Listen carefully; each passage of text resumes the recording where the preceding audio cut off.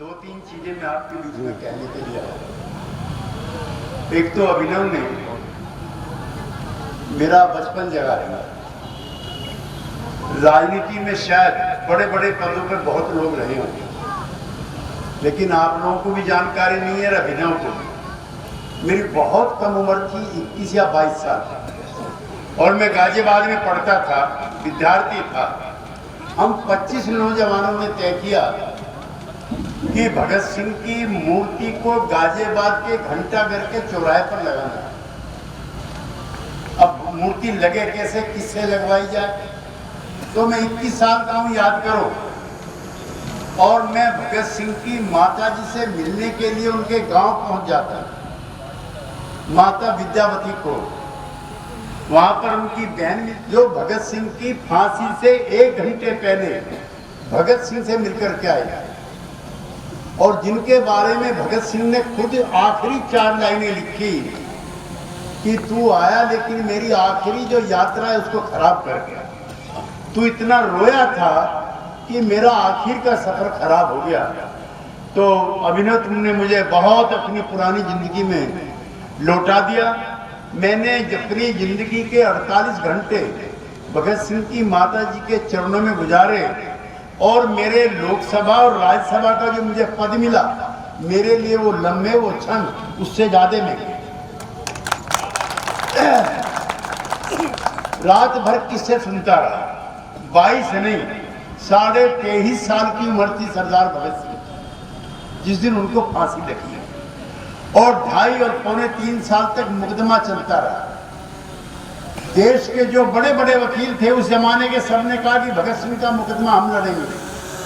भगत सिंह ने कहा नहीं, ये मुकदमा उसको खुद लड़ना है, क्योंकि मुझको कुछ मुल्क की तस्वीर भी सामने रखनी है अदालत की। आपको एक और चीज बताना चाहता हूँ, जिन लोगों ने पार्लियामेंट में बम फेंकने का फैसला किया था, भगत सिंह का उसमें नाम नहीं था। जो आखिरी रात थी भगत सिंह की,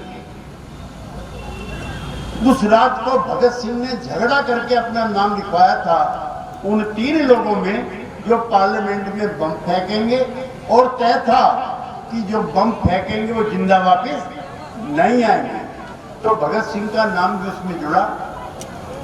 जिस दिन भगत सिंह अदालत में आते थे, माताजी 5 मिनट, बस 5 मिनट आते थे, तो मोतीलाल नेहरू, जवाहरलाल नेहरू, रफी अहमद किदवई, नेताजी सुभाष चंद्र बोस भगत सिंह को सुनने के आते थे कि भगत सिंह कह क्या रहे।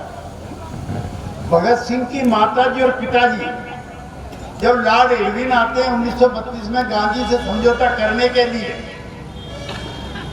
तो समझौता में यह भी होता है कि भगत सिंह की फांसी माफ कर दी जाए। माँ और बाप जाकर के पुत्र मोह में भगत सिंह से कहते हैं कि बेटा हम तेरे लिए तैयारी कर रहे हैं, लेकिन तुझको चुप रहना, कुछ कहना नहीं है। जब भगत सिंह को माँ और बाप के इरादों का पता लगता है, भगत सिंह कहते हैं कि मैं ये तो कह सकता हूँ कि मेरे माँ बाप नहीं है जिन्होंने समझौता किया। ऐसा था भगत सिंह। 23.5 साल की उम्र में फांसी उसने ली, और मुझे लाहौर में भी जाने का मौका मिला। एक चौराहा है, उसका नाम है शादियान चौक। हम 8-7 MP गए थे उस जगह पर जहां भगत सिंह को फांसी लगी थी। एक दिन पहले फांसी लग गई, क्योंकि पूरे देश में हाहाकार मचा हुआ था कि भगत सिंह की फांसी नहीं लगनी चाहिए। जो इतिहास के पढ़े लिखे लोग मंच पर बाहर बैठे हैं, उनकी जानकारी में होगा। उस दिन का माहौल, अब तो कोई उस वक्त का कोई जिंदा नहीं है, लेकिन किताबों में लिखा हुआ है। जितने भी कैदी थे, क्योंकि मुझे भी कई बार जेल में जाने का मौका मिला है, सबकी अलग अलग दुनिया होती है। किसी कैदी ने खाना नहीं खाया था उस दिन। उस चौक का नाम भगत सिंह चौक रखा जाए, अब से 10 साल पहले हम लोगों ने मांग की थी, और पाकिस्तान के ही अधिकांश मुस्लिम लड़के हमारे साथ धरने पे बैठे थे। हमारे जो हिंदुस्तान के MP गए थे सभी पार्टी के। मैं आपको ये भी बताते हुए मुझे प्रसन्नता है कि आज जहां पर भगत सिंह को फांसी लगी थी उस चौक का नाम सरदार भगत सिंह चौक है। तो आपने मेरे दिल को बहुत करीब से छू लिया। आए तो थे हम यहाँ चौधरी चरण सिंह जी जो मेरे राजनीतिक गुरु रहे उनको श्रद्धांजलि देने के लिए, और मुझे इंदौर भी जाने का मौका मिला है। और मेरा एक चित्र भी मैंने आज आपको भिजवाया जो बनारस का है, शिव मंदिर का, उसके निर्माण के लिए भी रानी होलकर ने ऊंचे पैमाने पर मदद की थी, उनकी स्मृति को तेज करने का। और तीसरा समा बांध दिया जो हमारे कवि भाई थे। और माहौल जो है राजनीतिक तो बचा नहीं बिल्कुल भी। अभिनव जी, ये एक कवि सम्मेलन बन गया, जैसा माहौल हो गया।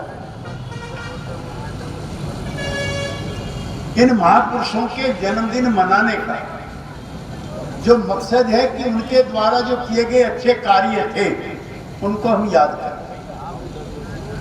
गांव के एक गरीब किसान के घर में पैदा होकर के चौधरी चरण सिंह ने किस तरह देश की सत्ता को बदला। उससे पहले किसानों के घरों के बच्चे एमएलए, एमपी या मुख्यमंत्री नहीं बने। चौधरी साहब जब दिल्ली में पहुंचे, उत्तर प्रदेश का मुख्यमंत्री राम नरेश यादव, हरियाणा का मुख्यमंत्री चौधरी देवीलाल, राजस्थान का मुख्यमंत्री भैरव सिंह शेखावत, और नाई के घर में पैदा होकर के बाल काटने वाली कौम का नेता कर्पूरी ठाकुर बिहार का मुख्यमंत्री। तो जब चरण सिंह पैदा होते हैं तो सत्ताओं के परिवर्तन इस तरह के होते हैं, इसलिए चौधरी साहब को याद करते हैं। महारानी अहिल्याबाई होलकर एक अति पिछड़ी जाति से वो आती है। मुझे कुछ दिन बिहार में भी राजनीति करने का मौका मिला, मैं वहां से राज्यसभा का एमपी था। जितनी भी अति पिछड़ी जातियां हैं देश की, जितनी भी, उनकी संख्या बिहार में यहाँ से ज्यादा है। और मैं मंच को बताना चाहता हूँ, जातिगत जनगणना कराओ। बिहार में हमने जातिगत जनगणना कराई, 72% किसान जातियां पिछड़ी जातियों में वहां शामिल थी। उत्तर प्रदेश में भी जिस दिन जातिगत जनगणना होगी, इन गरीब जातियों की संख्या सबसे ज्यादा मिलेगी। जब संख्या ज्यादा मिलेगी तो फिर हिस्सेदारी की लड़ाई होगी। जिसकी जितनी संख्या भारी उसकी उतनी हिस्सेदारी। तो किसान के घर में पैदा हुए लोग जो धरती माँ का सीना चीर करके तीनों मौसमों में काम करते हैं, उनको ना गर्मी लगती है, ना जाड़ा लगता है, ना बरसात होती है। और जब फसल लेकर के जाते हैं तो किसान तय नहीं करता, उसकी किस्मत को वहां के बाजार में बैठे हुए व्यापारी तय करते हैं।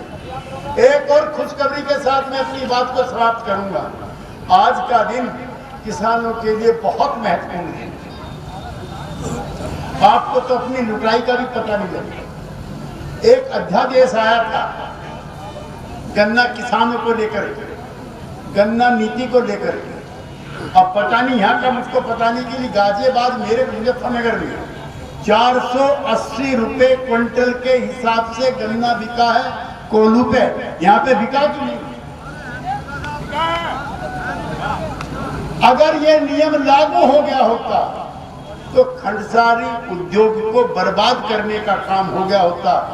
मैं लोकदल के नेताओं को भी, किसान संगठनों को भी, और चौधरी चरण सिंह के राजनीतिक वारिस जयंत चौधरी का भी शुक्रिया अदा करने के लिए आया हूं कि आज वो अध्यादेश समाप्त हो चुका है, उसको वापस लिया जाए। आज के अखबारों में पढ़ा होगा, अब 2 तरह की ताकतें हो गई। 3 किसान विरोधी अध्यादेश आए। 2.25 साल तक हम और हमारे साथी दिल्ली में बैठे रहे। लगभग 350 के करीब वहां पर मौतें हुई तीनों मौसमों में। वहां पर बैठे रहे, बरसात भी थी, गर्मी भी थी, लू भी थी, ज्यादा भी थी। राजनीतिक ताकत का ये फायदा होता है। सत्ता की मांग हम इसलिए करते हैं, गरीब और किसान परिवारों के लोगों की रहनुमाई हुकूमत में हो, उसके लिए हम इसलिए लड़ते हैं कि जयंत चौधरी जैसे नेता अगर होते हैं तो अध्यादेश मिनटों में, सेकंडों में वापस। इसलिए आपके इस लाल को अभिनव को एमएलए बनाने के लिए इसलिए नहीं कहते कि बहुत मजे की जिंदगी गुजारनी। हम तो 2012 में भी इनके लिए आए थे, आपको याद होगा। अब से 14 साल पहले ये एमएलए बन गए होते और हो सकता है अभी मंत्री भी बन गए होते। उस समय हमारा और बीजेपी का तब भी समझौता था और आज भी समझौता है। और मैं कोई भारतीय जनता पार्टी के मित्र बैठे हैं उनको नाराज करने के लिए नहीं कहना चाहता। उनसे बहुत ज्यादा वोट तब भी अभिनव चौधरी को मिली और लोकदल मजबूत होता है तो लखनऊ में योगी जी और दिल्ली में मोदी जी मजबूत होते हैं। इसलिए भी मैं कहना चाहता हूं लोकदल को भी मजबूत करो और अभिनव चौधरी को भी मजबूत करो। ये इनके गांव की लड़ाई नहीं, इनके परिवार की लड़ाई नहीं, इनके जात की लड़ाई नहीं। ये कौमें, किसान कौमें जब जागती हैं तब इतिहास का निर्माण होता है। हमारे बच्चे सीमा पर हैं जो भारत माता की सेवा करते हैं। रुक जाओ बस। आप रात को यहाँ पर सोते हो, ये उन फौजियों की बदौलत है जो आपके परिवार से निकल करके गए। वो जागते हैं और आप सोते हो।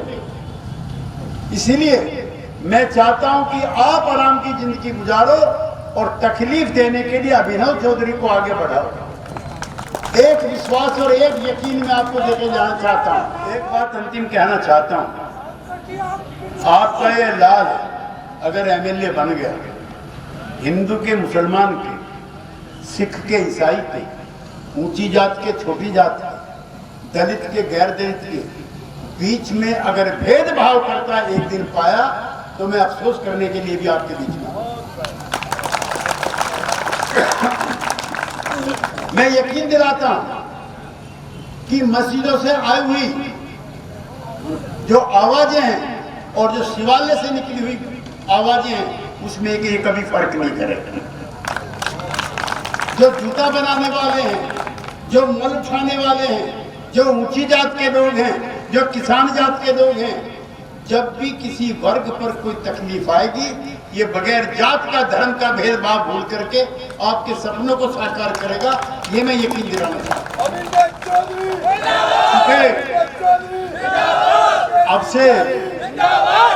अब से 14 साल पहले ये पौधा हमने लगाया था, तब इसके पत्ते बड़े नहीं हुए, तब ये साया नहीं लेता था, छाया नहीं लेता। आपने अपनी मेहनत से, अपने खून पसीने से इसको बड़ा किया है। आज ये छायादार पेड़ है, अब ये छाया भी देगा और फल भी देगा। अब थोड़ा सींचने की इसको जरूरत है, क्योंकि हमें अभी दिल्ली तक जाना, इन्होंने हमें 2 घंटे लेट कर दिया। लेकिन एक काम बहुत अच्छा हुआ। मैं चाहता था कि बारिश अब भी होती रहती तो अच्छा था। कम से कम अभिनव को चाहने वालों की इतनी लंबी तादाद है, इसका हमें पता तो चल गया। अगर अब भी बारिश होती, इतने ही लोग अगर रहते तो हम तो कहते नहीं एमएलए नहीं, आप हमारे लिए तो मंत्री बने। पिताजी के गांव में जो बुजुर्ग हैं, दादा हैं, बच्चे चिलम फोड़ देते हैं। जब बरसात के दौरान बच्चे को चिलम भरने के लिए कहते हैं, इसके लिए तो आप 3 घंटे से बैठे हो। 5 तो बहुत बहुत धन्यवाद। चौधरी चरण सिंह को भी याद रखो।